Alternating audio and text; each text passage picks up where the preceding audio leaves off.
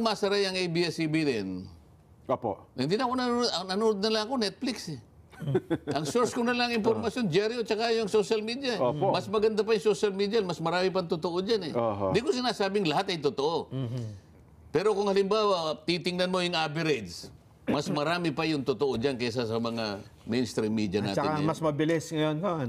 Sana magkausap kami nitong Salceda na ito eh. Opo. Ayun. Kaya lang sinasamantala niya kasi mag-graduate na ako eh. Ayun na nga po, Kong. Hindi, ang balita nga natin, Kong, hanggang papaspasan daw ata ito hanggang bago magsimula pang itong mga buwan na ito, Kong. Pwede pa nilang gawin yun?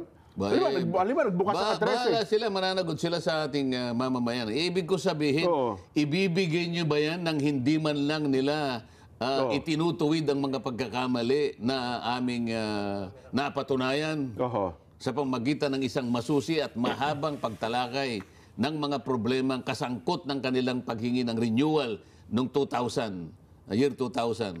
Isipin mo kasagsagan ng COVID-19, yan pa yung aming pinag-uusapan. Totoo po, Kong. May mga hearing noon kayo, marami eh. Nakamaskara pa kayo dyan, Kong. Pero pantay ang labanan, patas ang labanan, hindi kagaya ng Quadcom.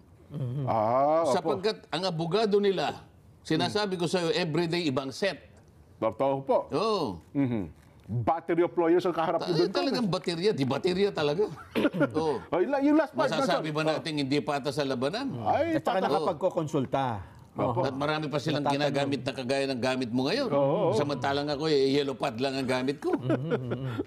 Ito to, yung pinakamaganda yung huli. Yung pinakahuli. Yung pinakahuli. Yung sabi niya. Given the merits of renewing the franchise, as well as the clarifications made by the government agencies niliwanag daw ng mga government agencies, no? over certain allegations against the grantee, this representation urges Congress to reconsider the non-renewal of the franchise by the previous Congress. Yun. In view of the foregoing, the approval of this bill is urgently sought. Urgently sought. Joey Sarte Salceda. Sagutin mo, Jen.